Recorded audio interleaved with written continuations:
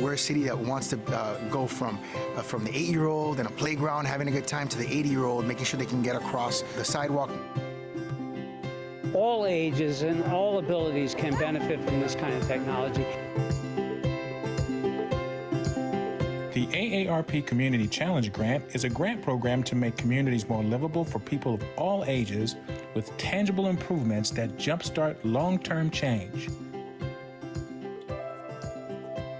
If we don't have a very focused aim of making communities more livable, then it says something about us. It says that we're not sincere about building cities that people have a better quality of life. And so we're excited about all that AARP has done for us in aiding us to accomplish that goal. We do this because AARP is invested in livable communities for all people as they age. We want to make communities strong. What's important to note about this park is that it is an intergenerational park, and it was designed specifically to meet the needs of people of all ages. Parks are such a critical part of city fabric. Giving them that choice, that freedom of mobility choice, doing it even with small things like upgrading these intersections, it makes a huge difference. Hay muchas necesidades por parte de los residentes y una gran necesidad era esta, tener un espacio en donde ellos poder esperar su bus o su transporte. Eso les ha hecho a ellos muy felices.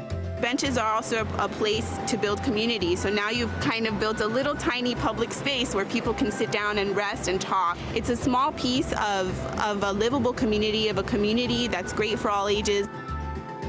This effort promotes more intergenerational and livable communities by reducing evictions and displacements, and as a result, more Philadelphians of all ages will be able to remain in their homes and communities, and that's a priority for AARP. This gives community activists working with community leaders an opportunity to do work that would ordinarily go on for 4 or 5 years before they could get some of this done. We don't give the grantees a lot of time to put this together, and that's intentional so that the community can really come together, coalesce around a project, and get it done. The mats are portable, non-slip, roll-up beach mats and will serve our needs for years to come. None of this would have been possible without AARP's help.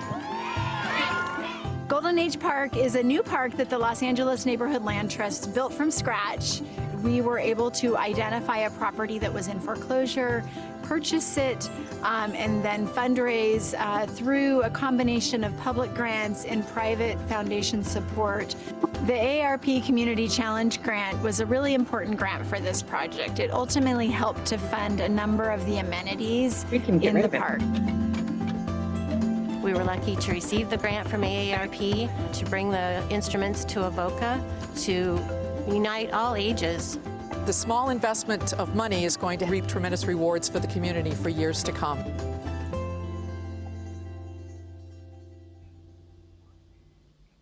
Welcome. We're so glad that you've joined us for today's discussion about the 2024 AARP Community Challenge. I'm Mike Watson, Director of Livable Communities and co-lead for Livable Communities here at AARP. Now, it's a real pleasure to be here with all of you. We had thousands of folks register to join us today, and we're looking forward to connecting with all of you throughout this program. Now, today, we're going to cover a lot of information about the AARP Community Challenge Grant Program, including eligibility, the history, and a lot more. We're also going to hear from some previous grantees and answer many of your questions. We're excited to get going, but before we get much further, I want to take a few moments to familiarize you with the features of Zoom. First, you should see the instructions for engaging in chat, which allows you to send a message to everyone or to specific attendees. You can use chat for conversation throughout this event.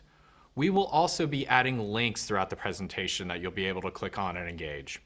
Second, you should see a Q&A button on your display as well. We'll be using that feature to ask and answer your questions today. We've allotted ample time to answer your questions, but we also have several team members who will be working furiously to answer your questions in the platform as well. So if you have a question, please go ahead and submit it using that Q&A button, and you can use that throughout the program. Finally, I want to familiarize you with some of the accessibility features today. If you'd like to turn on closed captioning, please click on the CC button to turn on those captions. Now, with all that out of the way, let's go ahead and dive in. We have a packed agenda today. First, we're going to cover background on AARP Livable Communities and the Community Challenge Grant Program. Second, we'll have a discussion with some incredible past grantees. Third, and most importantly, we'll have plenty of time to answer your question. Now, this presentation is being recorded and will be available on the Community Challenge website very soon. So now I want to take a moment to introduce you to the incredible team who leads our AARP Community Challenge Grant Program. Tracy Bertram, who's here with us in studio today and will be helping to bring your questions live. Rebecca Delphia, Evie Owen, Caitlin Hilliard, and Dalen Huang, who you'll be seeing in Q&A responding to your questions. And Lisa Van Buskirk, who is here behind the scenes for this broadcast, but will be responding to your questions via email at communitychallenge@aarp.org. Now, moving on to the program. Since the program was launched in 2017, AARP has awarded $16.4 million through nearly 1,400 grants and 900 communities with a total population of roughly 110 million people. These grants have gone to communities of all sizes and types. 4 in 10 have gone to rural places and urban places, and communities with populations as small as several hundred residents have received grants. And 2/3 of the grants have gone to nonprofit organizations, with local and tribal governments receiving 1/3. Now, while you see this distribution on the screen, it is not a predetermined funding allocation. These percentages vary from year to year. Another fairly consistent feature is the size of our grants. Since 2017, our average grant amount is just under $12,000, and more than 8 in 10 have been under $20,000. Now, while we reserve the right to award compelling projects of any dollar amount, the largest grant ever awarded by the AARP Community Challenge was $50,000. And all of these projects are leading to real, tangible changes in communities. In the first 6 years of the program, nearly 1,400 grantees installed over 30,000 permanent and temporary improvements in communities and created or delivered over 4,300 resources, activities, or programs.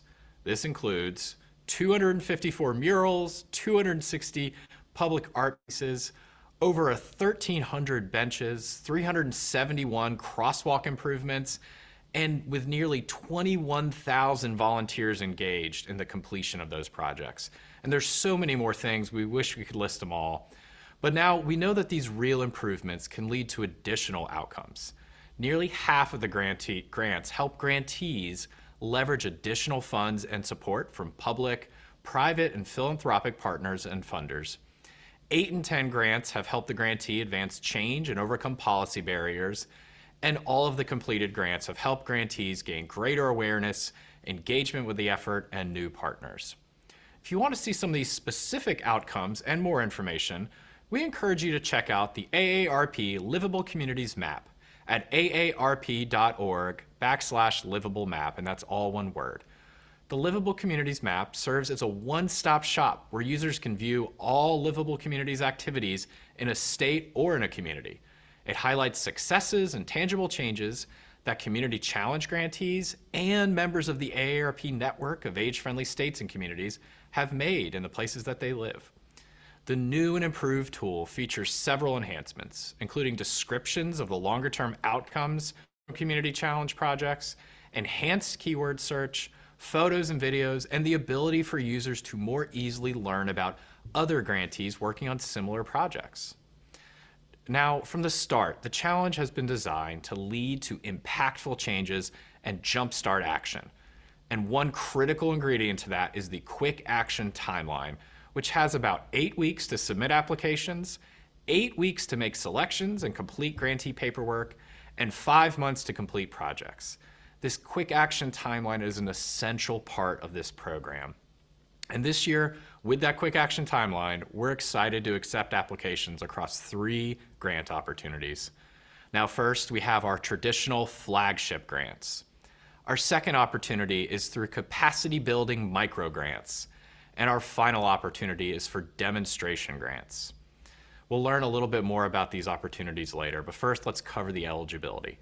This program is open to nonprofits that are recognized by the IRS and government entities. Other types of organizations can be considered on a case-by-case basis. So now that we've covered what is eligible, there's also several types of projects that are not eligible for funding. And this includes partisan, political, or election-related activities, the acquisition of land or buildings, the promotion of a for-profit entity and or its products and services, vehicle purchases, and more. You can find all of these eligibility requirements on www.aarp.org/community-challenge. Now, when we get to selection, projects are also judged on a consistent criteria. 45% of the scoring weight goes toward project impact, 30% goes toward execution, and 10% is focused on innovation. And while it has always been an area of emphasis in the impact section, this year we are increasing our emphasis on addressing disparities, with 15% of the scoring criteria evaluating the project's effort to address disparities for people of color or other historically marginalized groups. Now with that, I'm going to highlight a few of the opportunities this year. First up, we have flagship grants that continue the successful Community Challenge grant program first launched in 2017. These grants offer a broad opportunity for communities to apply for funding and to be creative across 6 categories: public spaces, transportation, housing, digital connections, community resilience, and community health and economic empowerment. In the past, these grants have ranged from several $100s for smaller, short-term activities to tens of thousands of dollars for larger projects. Our next opportunity is capacity building microgrants, which combine $2,500 grants with additional technical assistance support from AARP and our partners at America Walks, the League of American Bicyclists, and R.L. Mace Universal Design Institute. Participation in these technical assistance opportunities are a critical component of the grant, and there are 3 project categories under this opportunity. First, grantees can implement walk audit assessments that will enhance safety and walkability with support from America Walks using the AARP Walk Audit Toolkit. Second, grantees can implement bike audit assessments to enhance safety and walkability with support from the League of American Bicyclists using the AARP Bike Audit Toolkit. Third, grantees can implement education, simple home modifications, or easy home safety and accessibility solutions to make lifelong homes with support from R.L. Mace using the AARP Home Fit Guide. So that's it for the capacity building microgrants. Next up, we have demonstration grants, which replicate successful past projects in 3 project categories. The first is enhancing digital connectivity to prepare and respond to disasters for residents, the importance of which is discussed in the AARP Disaster Resilience Toolkit. The second category is about facilitating equitable engagement to reconnect communities that have been divided by infrastructure, as highlighted in AARP's award-winning Before the Highway article series. The third category here is implementing housing choice design competitions that increase community understanding of the benefits of a variety of housing options, including accessory dwelling units or ADUs, missing middle housing, tiny homes, and other housing solutions. Demonstration grants do not have a defined budget range. However, similar projects tend to fall between $10,000 and $20,000 and will not exceed $50,000. Now, more information and examples of projects across each of these grant opportunities are available on aarp.org/community-challenge. Now, I know many of you are eager to get going on your application, so let's talk quickly about those logistics. All applications must be submitted online through the application platform at aarp.org/community-challenge by the deadline on March 6th at 5 p.m. Eastern or 2 p.m. Pacific. Unfortunately, no emailed or printed applications can be accepted. Once there, you can either start a new application by selecting a grant opportunity from the red buttons on the right side, or you can also view your existing applications, those either complete or in progress, by clicking on My Account in the menu bar on the top left. Once logged in, you will see another menu on the left-hand side with options to view all applications, view only incomplete or complete applications. And if you click on complete, you will have the ability to view, edit, copy, withdraw, or even print your application. And if you don't see a completed application that should be there, a 2023 application for instance, click on the blue words at the bottom that say Show Full History. Of course, if you have any problems, just send us an email, communitychallenge@aarp.org, and we will answer your questions. So now that we're through that, we're pleased to hear from a few previous grantees of the Community Challenge Grant Program.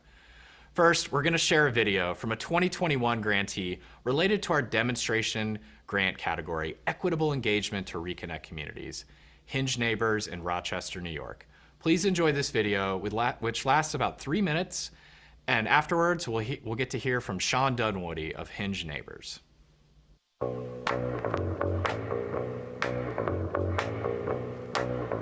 Live in the Loop, how did that come together? That's a good question. Started with an idea of bringing the neighborhood together. As far as Hinge, what we do is our mission was to bring two neighborhoods that were separated by an expressway. And the design, the future design of once this sunken highway gets filled in, or the moat that we like to call it. And my partner Suzanne and I, we had an idea like 3 years ago. We said it would be a great idea if we could actually get people together on that bridge, physically together from separate neighborhoods to come together and have a conversation and talk about neighborhood past and present and the future. And so we said, well, we'll have a party on a bridge. So, you know, it's like the universe will give you what you ask for. So we just let it germinate for a while. You know, we put it out there in the mastermind world to let it surface. And then a grant came up from AARP. And so I applied for the grant to do this Live on the Loop or Live on the Loop party, you know, bringing neighborhoods together. Submitted the grant. A few months later, like, congratulations, you got the grant. And I got the award grant, which turned out to be the highest grant they ever gave to do a community project. And so from there, we started to get the wheels moving and bringing in communities and partners to make this happen. So it's always been a dream of ours when we first started Hinge to bring the neighborhoods physically together on that bridge. And so that's where Live on the Loop came from. And we're hoping that we know, I have to put it out there, we know there will be more events like this in the future until that land is filled in and those communities are connected. It's very important for us as Hinge and the community as well to be involved in this process right now. It goes in sort of 3 stages. It goes the process, the plan, and the implementation.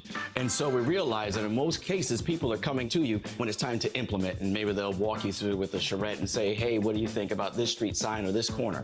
But we understand that the process, you know, the decision-making affects the plan, and the people always refer back to the plan. So we knew it was important to be part of that process to sort of disrupt that, have the people engaged at this point so that when the fill comes into play, when the action comes into play, they look at the plan and say, oh, Hinge Neighbors in the community actually said something, so we should look at this plan and try to incorporate this design in this plan as we implement. And so it's important for communities to be involved in the early stages to really shape what they want to see. And we've seen this across the country. We've talked to a lot of folks who are really trying to understand what can be done when you're rebuilding these communities, not just creating a street grid, but bringing back neighborhoods, people, and families.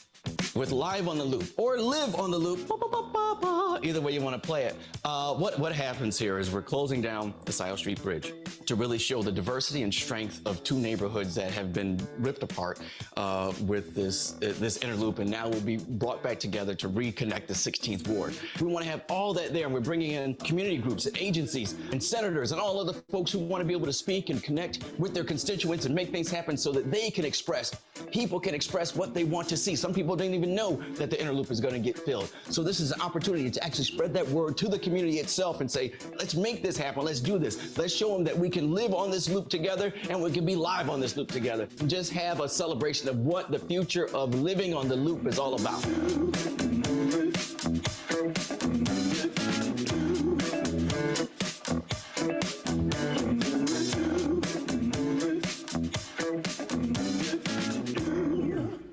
Well, I hope you enjoyed that video, which was an incredible overview of not just the project in Rochester, but the work that the community is doing. And we're pleased now to have Shawn Dunwoody here with us to answer some questions. Welcome, Shawn. Good to be here. Good to be here. Great to have you here, and I'm glad to see that the colorful shirts are not just a feature for the video, but a consistent part of your wardrobe. Thank you. Now, Shawn, a few months ago, the city of Rochester, I understand, announced the final stage of transforming the inner loop. We kind of saw some of the early work there. Can you tell us a little bit about how your community grant funded Live at the Loop helped initiate that community conversation about the infrastructure project and what the community's needs were? Yes, thank you for asking that question. What the Community Challenge Grant was able to do was to bring those folks together who were separated, to bring their voice to the table, to the city, to the elected officials, and help reconnect and redesign their neighborhood. We had residents who still live in that neighborhood who were able to have their voice heard, so that this new design is looking at how they protect and connect those communities that were devastated and sometimes destroyed by this highway being filled. So being able to bring the physical space to people had people see the future of what the community is going to look like. And it was an amazing event, and thank you very much. I love that. You could see it from the video too. You really had folks from all ages around, and just having that moment for them to engage with some creative activities seemed like it was really meaningful. So Shawn, thank you so much for that. Please stick around though. We're gonna have more questions for you shortly. And you're gonna get to grant applicants today too. You're gonna get a opportunity to ask your questions as well. But first, we're gonna go show a second video. This one from a 2023 AARP Community Challenge grantee, Bike Newport in Newport, Rhode Island. This video also lasts about 3.5 minutes, and afterwards we'll be joined by Chris Barker of Bike Newport.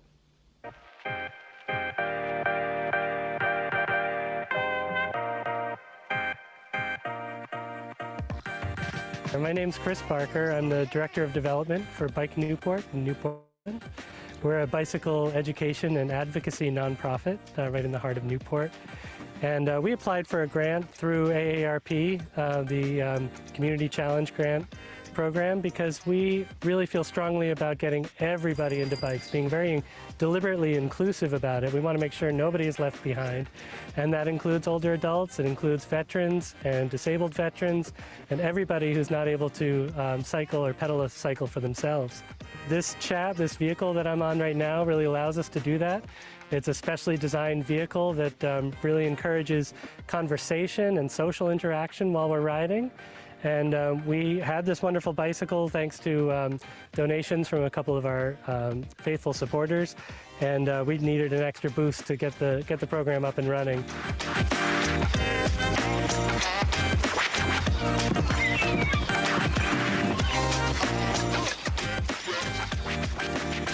I don't come around here often, but I enjoyed it.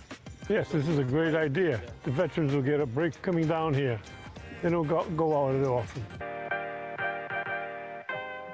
This is probably the most beneficial thing you can do for the veterans in the veterans home, getting them out into this fresh air and the sunshine. As you've seen the van here, it's a lot to do to get them on and off these vans. There's a lot of handicapped and disabled veterans that have trouble with mobility.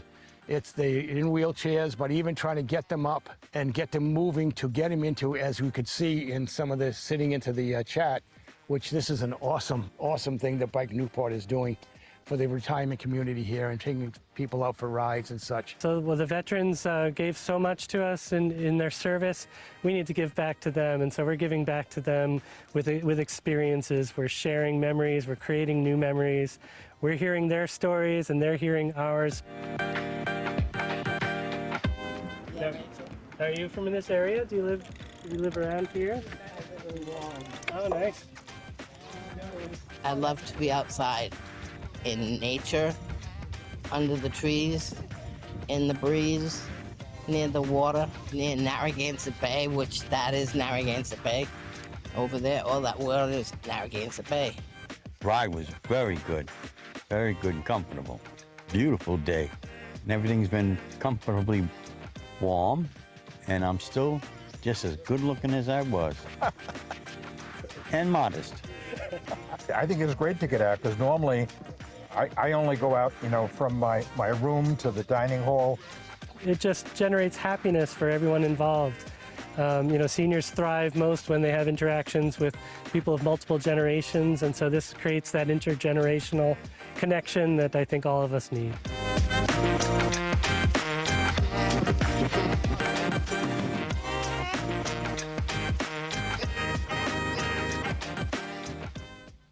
hope you all enjoyed the overview of the great work that Bike Newport is doing as well. Now I'm pleased to be joined by Chris Barker of Bike Newport. Welcome, Chris. Hi, Mike. How are you? Hi, everybody. Great to see you. Thanks for being here today. Now, Chris, I have a quick question for you.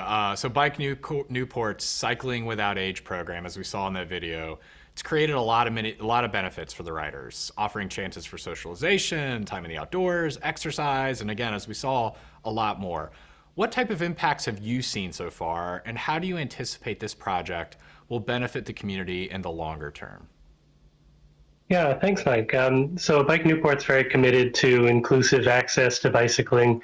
And this Cycling Without Age program for us was a big leap forward in ensuring that older adults are not left behind in experiencing the joy of cycling, and that fulfills a major part of our mission. And the visibility of the program as we were executing it really makes it much easier to engage new participants in the program. Here in our second year, we know we have lots of interest from additional sources of riders who want to be out there and get involved with the program. So we're excited about that. The program was visible in so many places. That bright red AARP colored chat that you saw there really turns heads wherever it goes. And we received some inquiries after the program from organizations in nearby communities who would like to replicate the program. So that's an exciting follow-on effect for us. We'd love to see Cycling Without Age programs really proliferate. It's an excellent program. And also the administrators and the staff of the facilities that were participating in the program, I think it served a powerful reminder for them of the importance of getting their residents, getting older adults outside, enjoying that fresh air and exhilaration. And I just want to share on a personal note, as one of the pilots who was out there taking people for a ride, it was such a joyful experience to make those connections, to share stories with some very interesting people, and I was honored to provide rides with disabled veterans who were there with us to enjoy. That's incredible. Chris, thank you for that. And I think we could see in the video too, it sounds like you probably had some really entertaining conversations along the way with folks as well. We did. Yeah, I bet. So thank you again for that, Chris. We have some more questions for you, but before we do that, I'd like to welcome Shawn Dunwoody from Hinge Neighbors back into the conversation. Welcome back, Shawn. Good to be back. Awesome. And so folks, remember, audience, if you're tuning in as an audience member, you can ask your questions at any time using the Q&A button on the bottom toolbar. AARP staff are currently responding to your questions about the grant as quickly as they can. And now that we have both of you here back with us, I'd like to ask you each questions about your projects. So as you crafted your plans for, and then you started to implement your project, how did older adults fit into your thinking? Shawn, let's start with you and then go to Chris. Well, older adults came into thinking because those were the residents that were there in the neighborhood. It was a large portion of older adults in the community. And we wanted to make sure that their voices were heard. Once again, some of those who have lived there for 50 plus years prior to the highway coming through the community. And so we wanted to make sure that those voices are heard, because those are the connectors to the past to bring us to the future. Those were the voices that brought us back to say, return to the grid, bring us back our neighborhood. We want our houses and homes back in the community, which all the officials listened to, all the developers listened to. So it was a moment of listening to the older voices that moved us forward. Thanks, Shawn. That's incredible. And I think underscores the important value that older adults have in communities as kind of having that connection to the legacy and history and experiencing so much of what the community's been through. It's really a fantastic response. Mm-hmm. Chris, how did you all think about this in your project?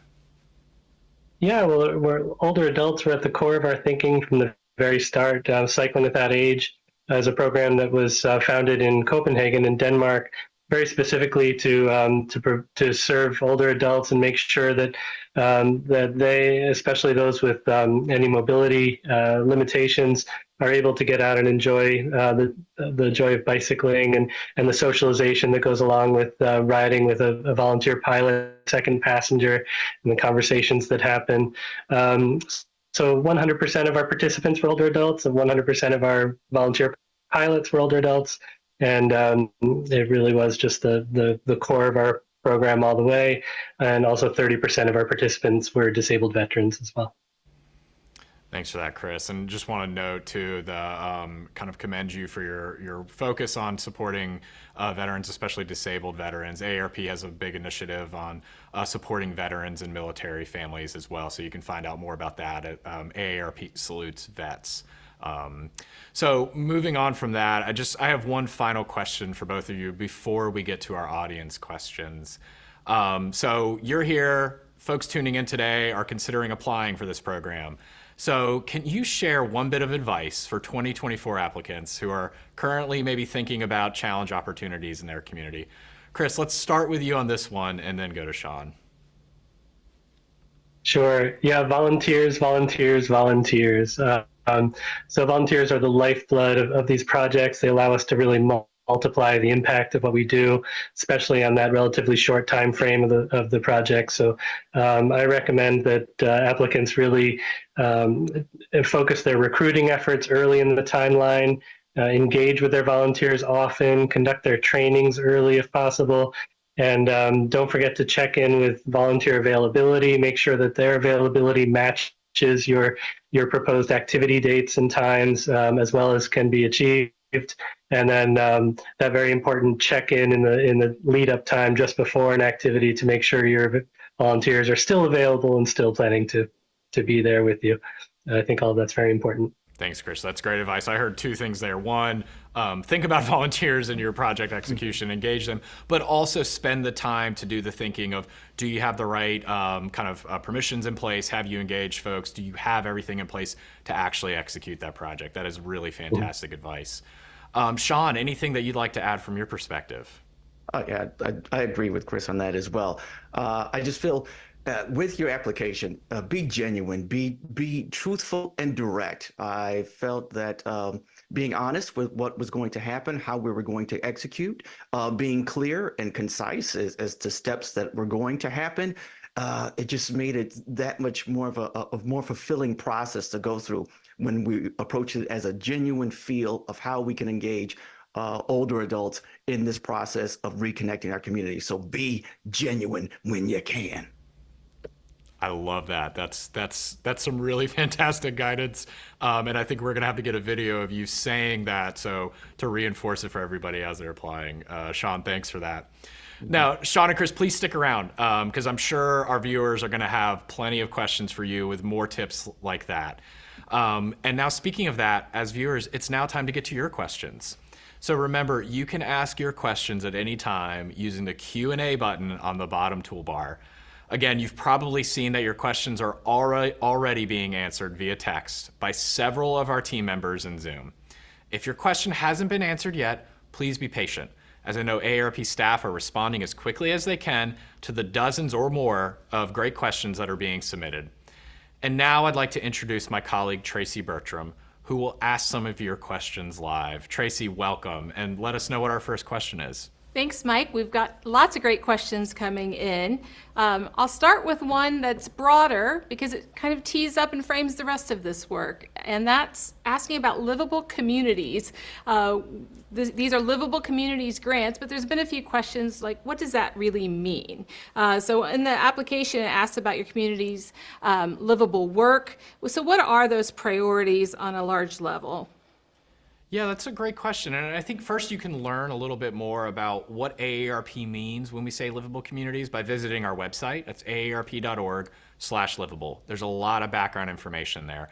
But the advice I'd give to folks who are filling out that application is what that means is think about the broader work in your community to make it a better and more livable place for older adults and people of all ages. How does this project contribute to that? How is it part of that broader plan? How is it engaging organizations and volunteers?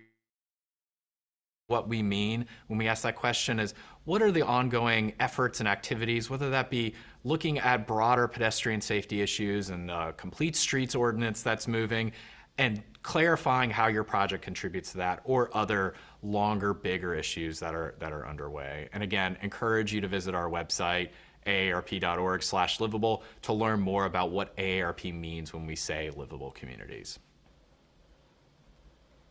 Okay, Mike, we've got a few questions about population size.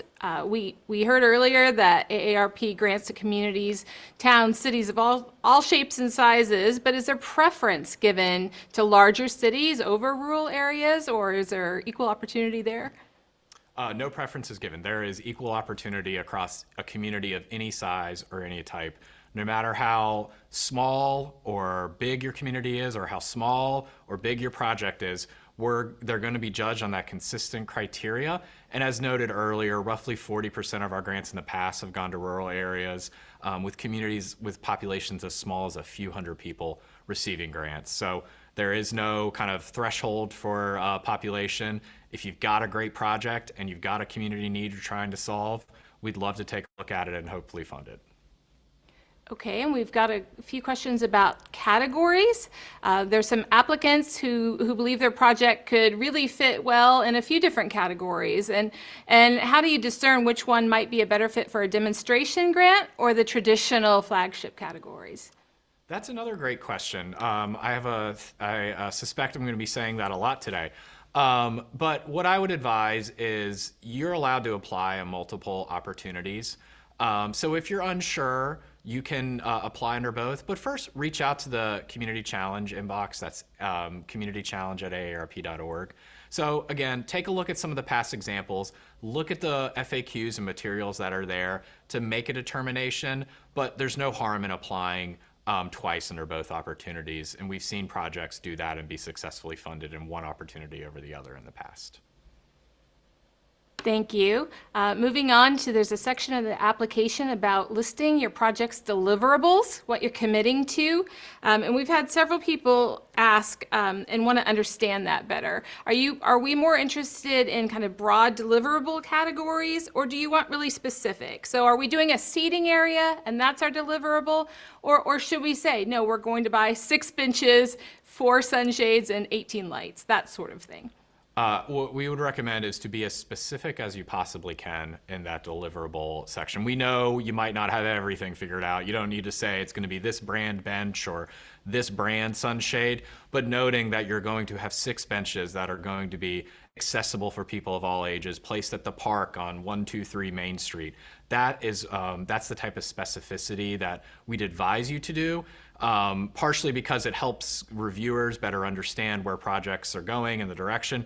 It also will help and expedite processes when it comes time to issue grant agreements. It makes that process a lot smoother and easier the more specific that you are. All right, and a couple questions about grant sizes and grant amounts. One, can you talk about the average grant size or the typical minimum, maximum, the range that most of these grants go for? And the second part is, how many grants do you believe roughly will be awarded this year? Those are 2 great questions. I'll answer the first one first. Around grant size. So as we noted earlier, typically our average grant is around $12,000. And this really applies to those flagship grants or the demonstration grants. Flagship grants, again, have been in that $12,000 average range, but vary, right? I think 80% of the past grants have been under $20,000. When you think about the demonstration grant opportunities, as we noted earlier, those are typically going to be in that $10,000 to $20,000 range. And then when you think about the capacity building microgrants, those are more defined. Those are going to be $2,500 with some specific technical assistance deliverables as well. And Tracy, can you remind me of the second question? Yes, roughly how many grants do we anticipate awarding this year? So we haven't determined the amount of grants that we're going to award this year. For reference, last year, AARP awarded 310 grants. We expect to award a similar type of number with maybe some slight growth, depending on what comes in. We're really excited to look at the applications that come in and determine with our allotted budget how many that we'll be able to fund. Thanks, Mike. We've gotten several questions also for our past grantees. So these questions are probably more apt for Shawn and Chris. The first one is, how did you navigate buy-in and input from others in the community as you proceeded? You alluded to the fact that you had to build that buy-in, but what does that look like? What were some engagement ideas that were successful? That's a great question. Shawn, do you want to take that first and then we'll go to Chris? Yeah, some of the great question. That's an excellent question. So some of the earlier buy-in came from residents.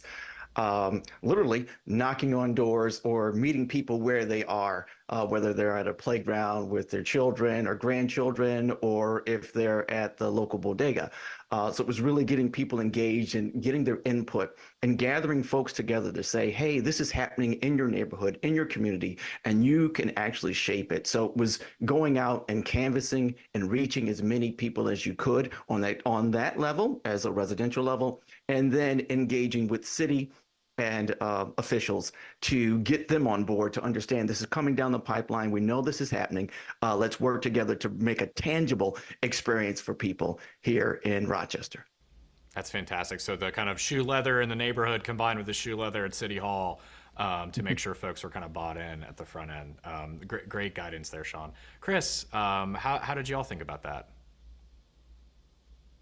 Yeah, I would echo Shawn's comments. It was very grassroots, very much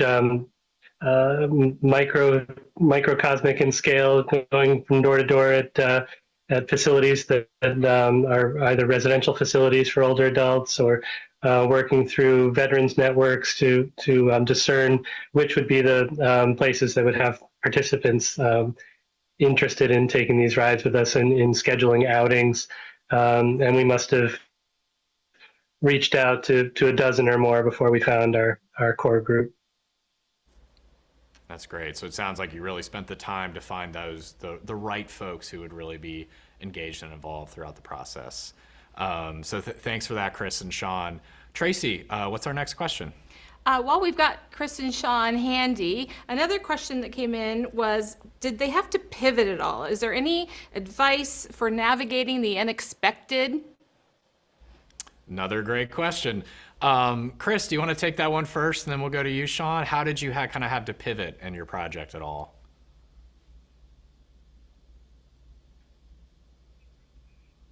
Sure. Our big pivot was on volunteers.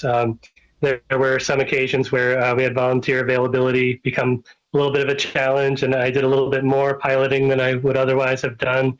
So you just have to be ready to cover in those ways. But I learned from that, and we'll make sure that in every future iteration of the program, our volunteers are confirmed and ready to go for every activity. That's great. Hence your advice earlier to really engage volunteers at the front end and think about their availability. So yeah, good experience there. Shawn, Right. How about you? Yes, there was a great deal of pivoting. Initially had to pivot due to the tail end of COVID. And so we really couldn't bring people together, and working with AARP folks that were willing to help support that move, and a major pivot that we had to do because we didn't want to gather together for health reasons that might happen to individuals. And I'm going to go back to your earlier question about gaining support. When we first went out talking about our project, and we mentioned AARP was a sponsor of the project, people were like, AARP? They do that? And it just caught people's attention. They're like, wow, didn't know they did that. So I think when you receive your award, use their name like candy. It works. Well, thank you for that advice, Shawn. Really personally appreciate that, and hope that other grantees and folks who are granted this year kind of see that same value. So thanks again for that. Tracy, what's our next question in queue? Mike, I've got a few I'm going to ask you because they're application specific. So the first one is about your project. What if it's a smaller piece of a larger whole? So maybe the city's doing a park was one example, but they're seeking funding for maybe just the dog park or just a multi-generational game table area. Is that allowed, or do we have to fund the entire thing? Yeah, no, that's absolutely allowed. And I think this goes back to the question earlier around the types of activities that are underway in the community. So just make sure you're clear in your application that what this is a part of, how it's tied into something else, the engagement and work that's happened along the way, and what the timeline is. But as long as the project that is being funded is able to be completed on that quick action timeline, you can absolutely fund an element of a larger thing. And we've seen real great success in the past where folks have maybe a longer multi-year plan to reinvigorate or activate a public space, and they wanted to start with getting down some benches. So it was a space where people could come and sit. And then over the years, we're able to attract additional funding from public or private sector funders to make that full vision a reality. So absolutely, you can pull out smaller elements of a larger project to support under the Community Challenge. And to add on to that question, Martin asked, do they have to have the same completion date? So if the larger project is maybe a multi-year project, but we know we can complete our project within the deadline that AARP is looking for, is that still allowed, or does the whole scope have to be wrapped up? No, so that your project that you're being funded under the Community Challenge, those completion dates can be sooner than the broader project plan. So if your project can be done by November 30th, 2024, and that broader project's going to take 3 years, as long as you're able to deliver on those deliverables that you're applying to receive funding for in that time frame, it is absolutely eligible and encouraged. Okay, and several people have noted that there's an area on the application that's related to match funding. Is match funding required or encouraged? Can you speak a second about that? Yeah, so match funding is not required. It's of course encouraged, and I think, but also thinking about it in the broader context of where is the existing support for this project? How is it tied in to the broader plans in the community? You'll note when you look at our application materials, matching funding is not a kind of scored impact or anything like that. We're really looking at what's the broader plan for the community, what have the engagement efforts been to date, what are the other folks that are kind of engaged and part of the project. So matched funding is great, encouraged, but not a requirement for the project. Okay, and Elsie from Idaho, hello Elsie, her organization's newer. They don't have their IRS recognized nonprofit status yet. It's in the works, but they'd still like to apply for a grant. Is there a way to partner, or is there a path forward for someone who might not have that nonprofit status yet?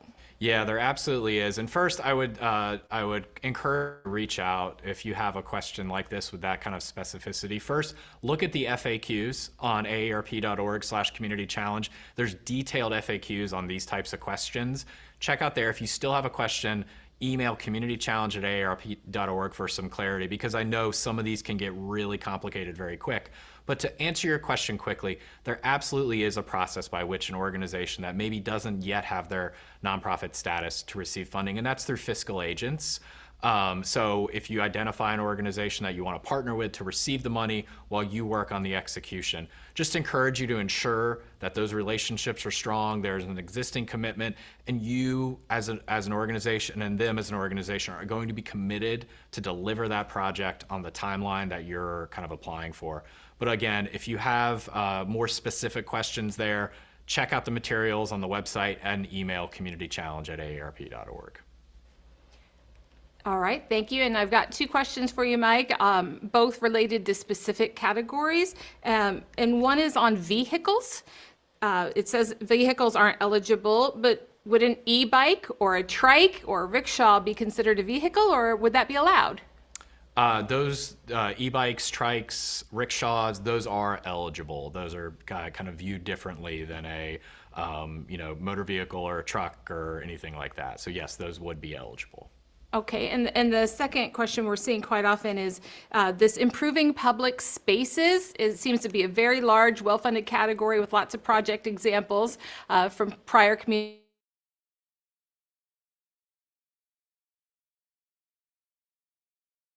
Successful or a good fit? Because like Carl says, my nonprofit does a lot. We could, in theory, apply for 8 things. We'd like to narrow it down, but if I understood what has been successful in the past, it might help me hone the application. Yeah, that's yet again a great question. So Carl, I'd recommend you take a look. If you go on the Community Challenge website, there are examples that we specifically share under each of these categories for you to take a look at as kind of examples that kind of embody the types of things that we're typically funding here, projects that have been successful. Think about that. But I'll note too, we're not looking for a specific type of thing here. As you noted, we funded a range of types of projects under that public space category as well as others. And really what we're looking for are going back to that scoring criteria and thinking about what's going to be the community impact. How are you engaging residents? How are you engaging volunteers? How will this impact older adults as well as the entire community? So those questions, I would say, are probably more critical and important to consider when you're doing the application rather than this type of public space project. But again, if you're looking for examples, check out its attachment C on the Community Challenge website that has loads of past examples of projects. And again, those have been kind of put forward as the types of things that we funded in the past that we think make really good sense to fund. But that said, every year we're looking for innovation. We see really exciting new projects pop up every year. So don't be boxed into those past examples, please. This is really an area where we want to support new ideas every year. And we've seen that through the Community Challenge in the past, where we funded 1 or 2 really unique projects over time. And then because they were successful, we were then able to replicate them even more. Okay, I'm going to ask you one more question, Mike, and then I'd like to bring Shawn and Chris in because a couple more questions have come in for them. But for you, ongoing programs, and can the grant pay for ongoing programs, or do you prefer to test new ones or replicate successful ones? Where does ongoing programs fit in? And also someone gave an example, they're like, we operate a food bank. Could I request money to stock the shelves, or would infrastructure be more helpful, like the iPads to book the appointment times, or the shelving or bags? What kind of ongoing program sustainability issues do you consider? Yeah, those are 2 really good questions. Again, I'll take the second one first because I think on the question of food banks and stocking shelves, what we prefer to fund under the Community Challenge and tend to fund are more kind of sustainable solutions, right? So in the example of that food bank, you'd have a much more likely chance of having a project funded that maybe is investing in refrigeration or investing in little free pantries across town, rather than projects that are purchasing food to place on the shelves. And the question around ongoing programming, typically what we'll prefer to fund and what will be kind of more biased in the judging selection are things that are maybe new, innovative programming. So maybe you want to pilot something and test and learn, or you did a really small pilot, you learned something, but you want to expand that and really kind of blow it out to learn kind of in that new innovative space. We're typically projects that are going to have a harder time getting funded are going to be that ongoing programming where it's more, we're doing this at X scale, but with extra money, we can do it at Y scale. We have funded projects like that in the past, but in the programming space, things that are new, testing programming, expanding pilots, or more kind of sustainable solutions are going to have more of an emphasis in the judging criteria. That's very helpful. I've got 2 questions. Mike, if you could bring Shawn and Chris back in, because these are really more appropriate for them. Boots on the ground, the ones who've completed projects. First of all, several people have wanted to know, yes, you sought civic engagement and feedback from the community, but did you also engage the government? Was your local government important to have involved in your situations? That's a great question, and I think Shawn, you touched on this a little bit earlier, so why don't, do you want to take that first and then we'll go to Chris?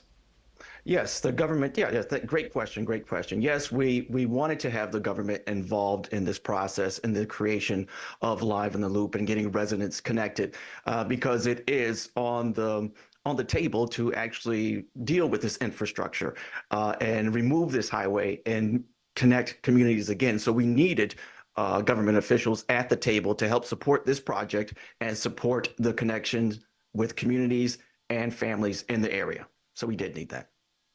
Fantastic. Chris, anything you want to add to that on the question of engaging government along with other stakeholders? Our particular project did not have government involvement other than the veterans facility that we worked with being government funded. Great. So yeah, really underscoring the point though that there are multiple folks that you're going to need to engage. Chris, you made that point earlier on volunteers. You also had to reach out to the veterans facility and make sure that you had those kind of programs in place as well. So Shawn, Chris, thank you for that. Tracy, what's our next question? Our next question for Chris and Shawn.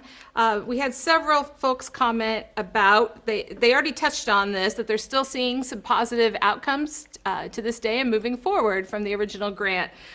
So what were some of those value add, or can you speak a minute about the benefits that maybe you hadn't originally anticipated, or that kind of the gift that kept on giving with the original project?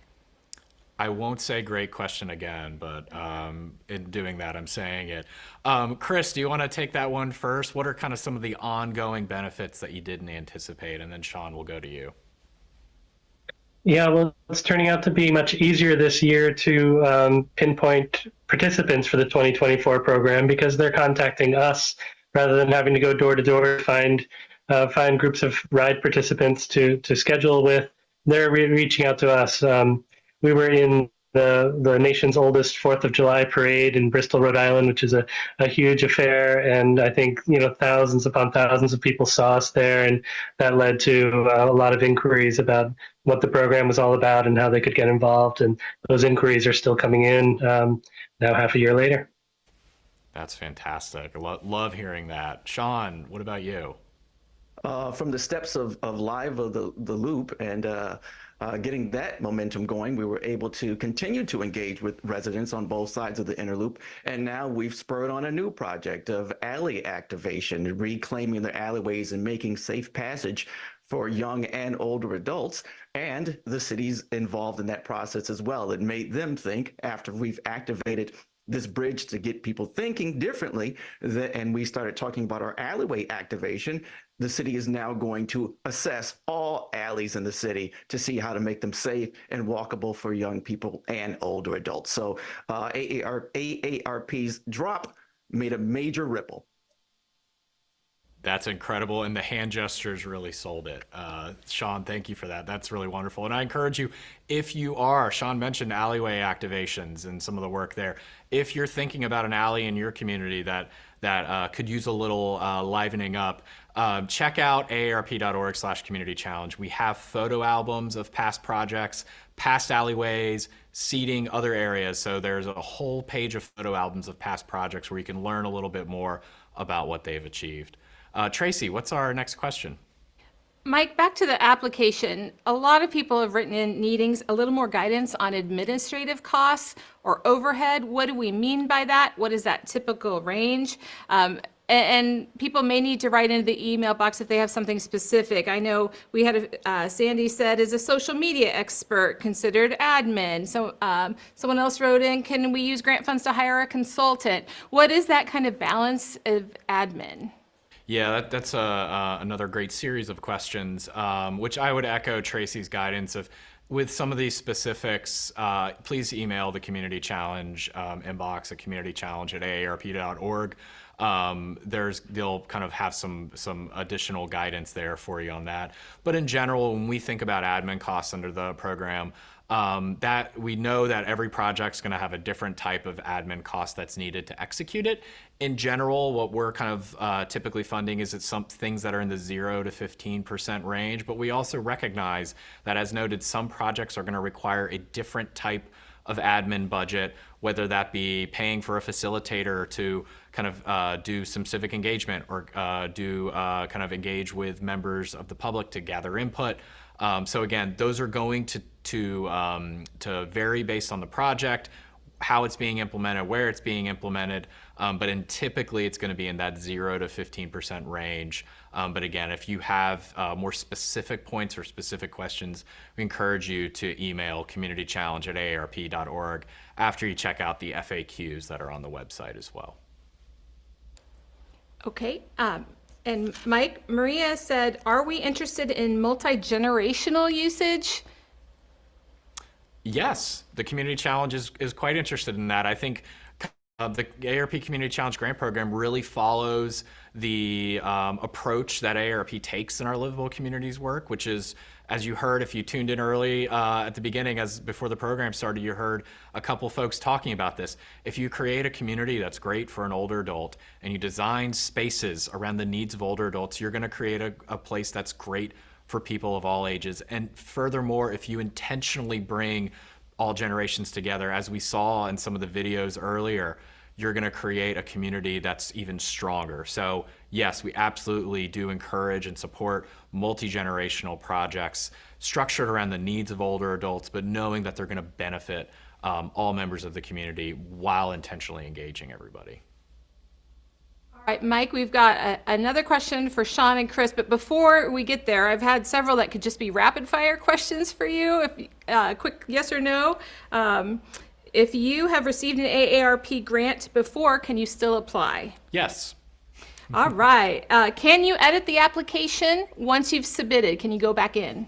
Yes, you can. Applications can be edited up until the deadline. So if you submitted it and you said, oh my gosh, I totally forgot this one stakeholder, or oh, I forgot to run it by my boss before I submitted it, you absolutely can go back in and edit that application up until the deadline. And just a reminder, we cannot accept emailed or printed applications. They have to be submitted through that open water system. All right. And do you fund projects overseas? No, right now the Community Challenge just funds projects in the United States and our territories. Okay, and a quick question for you, Mike, that's a little more than yes or no, but we've gotten several people ask about branding. Like, so if they're buying does AARP provide their signage, or should they build that into their budget and plans, knowing that they'll pick their own signage when the time comes? Yes, we encourage you to include branding signage in your grant budget. To the earlier question about admin costs, you shouldn't think about that in that calculation. Do encourage you to factor that into your budget and your grant request. That is a fairly regular thing that past grantees have done. It's not going to ding you, so do encourage you to do that. And if you are selected as a grantee, you'll receive additional guidance, resources, and support when it's time to begin to publicly announce your project and implement your project. This will include language around how to acknowledge AARP, language around what are some suggested tactics to do, template press releases, all of that support to help you kind of make that outreach a little bit easier. But to answer the direct question, we do encourage you to bake those into your grant request. All right, thank you. And this question just came in for Chris from Bike Newport. Could you talk real quick about how you picked the category that you framed your project in? They said it's a good example of a project that spans multiple categories, and they just want a little insight on how you narrowed it down real fast. No, I don't recall the specific choice available to us, but I remember at the time thinking it felt like a great match. And I just used my best judgment. That's great. Thanks for that, Chris. And just to the point around choosing which types of grant projects and categories might be eligible, I do encourage you to take a look through the website. You'll see some of those examples, and I'll just note, you kind of can't go wrong by choosing which type of category. And if, as noted earlier, if you're torn between one opportunity or another, you can feel free to apply under both. They're going to be scored and judged. So just encourage you to know that you can't kind of make a wrong decision there. I know a lot more questions rolling in, but unfortunately we are short on time. So we're going to have to wrap up. And I want to thank you all for joining us today. Chris, Shawn, Tracy, thanks for being here.